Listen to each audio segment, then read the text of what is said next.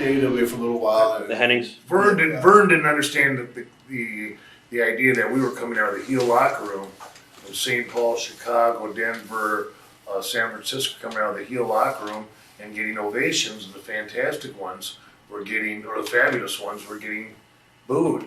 Because see, that's the time that Freddy Krueger came out, that's the time the original Terminator came out, and people loved the heel. They wanted to side with the heel. And not only that, we've always been in this business until we had to do what we did last time. There was no events where the guys are part of a whole gimmick. Our gig is, hey, we're the guys say what we're going to do, and we do it. We had a match with the Fabs. They wanted to do the old switcheroo finish on it. Yeah, you know what I mean? Right. Well, they look so much alike, right? They didn't look like at all. Since when does Skinner look like Stan Lane? Come on. So when they want to do the old switcheroo, and we looked at each other and we said, there ain't no way in hell. I said, Paul, this ain't right. right. Reputation, or we are going to go begin. I said, are you kidding me? We're still thinking back at the bar. Ain't no way. We're going to fall for this crap? No way. That's part of our gimmick, man. I said, Paul, this ain't right. This ain't right. And Paul goes, slam them through the mat. Oh. And what's happened is I slammed one of them through the mat. I think it was It's like Keirn. Keirn. He was so hurt. And I do love Steve Keirn to death. But Lane, don't touch my hair. That's all he said. Don't touch my hair. Don't touch my hair. I go pull up on the hair and he goes, hey. He's got a hair transplant now. I hope plugs don't pull out. But anyways, I slammed Keirn. He grabbed a chair. His partner tried to make a comeback, but how long can that last against the two of us, even though it is work? And we glommed him, beat the shit out of him. He came back in a chair, and we do what Brody told us. Bruce and Brody wrestlers said, don't take one chair, take 10. And it makes sense. Yeah, that's what he did. What exactly went down with you guys and Hawk and Animal in AWA with the tag team titles? Animal talked about it. I think you briefly talked about it in our interview. We were in the ring in Minneapolis. We'd already gone around the entire horn, putting them over. Well, now Verne wanted them to put us over in their fake, their working hometown was Chicago, but their real hometown was Minneapolis. They had all their friends and family there, all their gym buddies, and the bar was at the bar called Grandma B's, where they all were bouncers, and so they didn't want to get beat. Because all their friends were there. So, plus, two guys look like us. Yeah, I mean, we're like, we didn't look half like their size. Right. So, I mean, in a street fight, of course, they'd have kicked our ass. But sure. But this isn't street fight. We're trying to make money, Yeah. So you got to do what the promoter tells you to do. Well, they weren't going to do it, so they didn't tell Verne that though. They waited until they got in the ring. So the referee is giving instructions, pull the hair and stuff. So I'm standing there. Well, Steve he liked to, chew gum, and he's like looking around. He's ready to go. So he's not really listening to this. But I'm standing there, and Animal and Hawk, and so Hawk kind of leans in and goes, "We're not going for the finish." I went, "Huh?" And he went, "Do things our way, nobody gets hurt." Well, Steve just heard the last part of that. He went, "Huh?" And Hawk thought he meant like, "Oh yeah, like you think so?" So when he heard that, I mean, he just attacked him, and I'm like, and so Joe is kind of like, well, you're not going to go at it too, and so we kind of like, no, let's just work. So he and I kind of tied up, but Hawk is just going off. So I'll let you take over from there because you were in it. Well, I'd been in the business quite a while, and I'd learned to deal with a lot of scenarios, but I'd never had anybody in my whole career up to this point say they weren't going to do the finish in the ring, not in the dressing room. I mean, confront the booker, confront the guy that owns the territory, confront the guy that's telling you that you're going to get beat. But he confronted us. And like Stan said, I wasn't paying attention because I was in my zone. And when I said, Hawk, and he hits me with two hands in the chest so hard that I flew and never touched the ground till my feet hit the rope, and I kind of stumbled forward and double leg dived him. Well, that was a big mistake. And then he beat me half to death for, I don't know, maybe seemed like an eternity, but the only moves they knew at that time were clothesline or press slam. And I must have taken about 5 or 6 press slams. And finally, when he press slammed me one time, he was really slamming me hard too. He wasn't just pressing slamming me. He was drilling me into the mat. Yeah, and so one time, the last time when I just gotten to the point where that's it, I've had it. I'm out of here. He slammed me, I popped right back up to my feet and I tagged Stan. Well, when I tagged Stan come in and started to try to make a comeback. This is the easiest guy in the world to get along with. I might be a different story, but now he just grounded him, and just like there's your bully, and he was just bullying him. So sometimes you got to let your mind take over and not try to be the aggressor physically, but outsmart people. Can you say steel chair? Yeah. I went and got a chair, come rolling back in, and I shot with that chair. With the edge of it. Yeah, and I was whacking him. So I started whacking him with the chair. Paul Ellering was their manager. He's on the floor, and he sees this is not a work. Animal bailed out, and he's going. Joe took off. Well, Animal, Hawk, Mike, he wasn't going to take it. He was going to fight me over it, but I was unloading on him, and I wasn't giving him no room to fight back because I knew if he got that chair away from me, I'm dead. Anyway, he rolled out onto the floor. They disqualified us. Boom, those guys won. But we were over unreal just because it showed that we had balls. We didn't just back away from them or whatever, or just like unloaded on them. We didn't care about getting disqualified or whatever. And then that's where I said that it paid off, because when we went back to the dressing room, here comes Verne. Verne comes in cussing us first, about what the hell is that? What are you guys doing? You ruined this whole show. Hey, you need to go talk to those guys. And we told them, they said, we're not going to do the finish.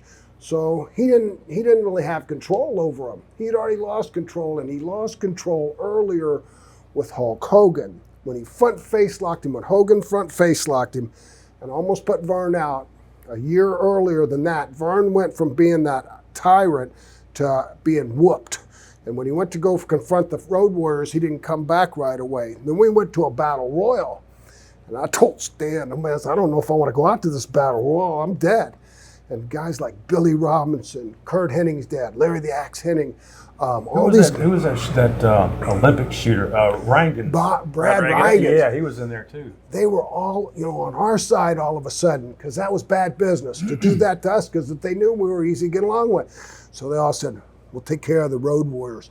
And it was like that movie, I can't remember, The Wanderers. When we hit the ring, I remember Animal and Mike roll into the ring, and Brad Rangan hooks Mike and starts riding him around, cross facing him. And big Larry the Axe Henning takes Joe down, and they're beating him up, and they're going, leave the Fabs alone. Leave the Fabs alone. But it's like, leave the Wanderers alone. I was going, wow, what support we had. Yeah, that was great. And they were all shooters. He Every rode one of him them. around like Seattle Sleep. Baron von Raschke, all of them were on them. And they were just trying, because those guys were from there. And it was kind of like a playoff of, you're representing us, and you don't want to do business with these guys. So it kind of really put a black mark. I heard Joe tell a story, and I heard him tell it different. I heard him tell a story about Puerto Rico, and I heard him tell it different. But that's because when you got a story, you got two sides to it, their side and our side. When we're in separate dressing rooms, that's the issue. We were in separate dressing rooms there, and we were in separate dressing rooms in Puerto Rico when it went down again. So we didn't talk one-on-one.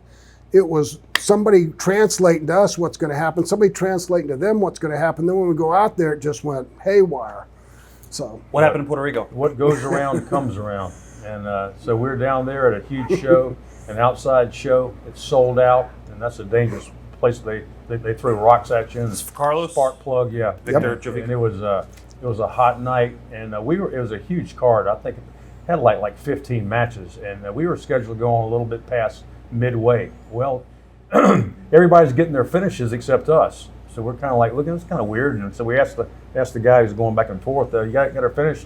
Nah, man, I'm just holding on. And I'm like, oh, this doesn't sound good. Kept going on. We got moved up, and then again and again. So finally, he said, guys, I'm sorry. He said, they don't want to put you guys over. He said, they want to go over. They want their hand raised, and they want to beat you with their finish. So Steve, being the genius that he is, he said, you know what? We'll do it. We'll do everything they want. They'll get their hands raised and all that kind of stuff. He said, tell them, we just asked one thing of them, okay? For once, please sell for us good. And so he came back and said, they said that they'll sell hot comeback, and then boom, 1, 2, 3, you guys go down. So I'll let you take it from there. No, I'm taking it from there because they're going, watch me bury myself, right? Okay. Well, at the thing was the Bushwhackers were down there. They were running it. Luke and Butch, I think, were the ones. I'm pretty sure that was the two, right? They were running it, and we were supposed to, Stan and I were supposed to come back off of this show to work against them for another show.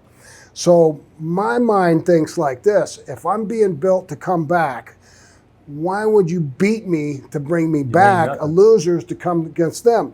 So I said, well, there's always a way out of it. The way it was set up is that Stan would sell, he'd give me a tag, I'd come in, knock both warriors down, boom, boom, boom.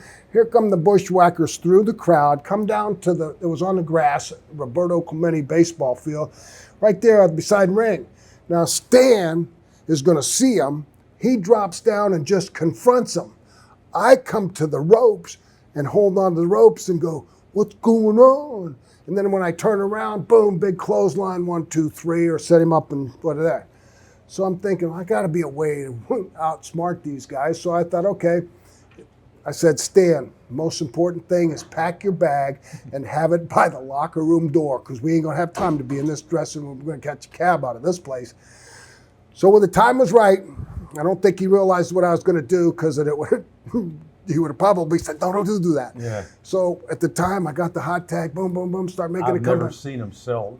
They were flip-flopping. Oh, man, they were going. That was the best they'd ever done. They were taking backdrops, and I was like, holy crap. Look, so at the peak of that, when they're flip-flopping, getting the jack shit beat out of them, Keirn goes, now, and we bailed and took off.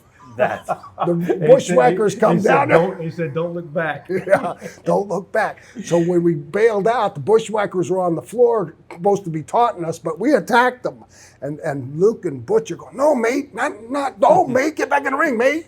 We fought them, and we fought them right through the crowd, all the way back to the dressing room. And that's what saved us, because fighting them through the crowd had got in behind us and kept that buffer zone between us and the Warriors, who are now realizing they just got had, and they're pissed. But they got their hand raised. That's what right. I said. That's awesome. Because we got counted out. But nobody's looking at the ring, and they're out there with the hand raised. And I could see smoke coming off of Hawk's head, man. He was just like, he wanted to kill me so bad now. I said, well, that was our last shot in Puerto Rico. We actually had 3 more shows, and we left. We left the territory. Hawk come and beat on my room that night, beating on my door. He wanted me to come out. He wanted to fight me. And I'm going, I'm not going to go out there and get beat up. So I said, either get away from my door, or I'm going to call the security to come up after you. He says, I'll get you sooner or later. Did you guys ever have any run-ins after that? No, because this is what happened. He smartened up. He realized that we were right. Nobody really got hurt. I mean, I didn't hit him with a pole, knock him out or something like that would have caused a real heat revenge thing. I just did business-wise what needed to be done at the time to make the match for a return better. And he understood it later on. After he calmed down, and about 2 years later, we were back to talking again.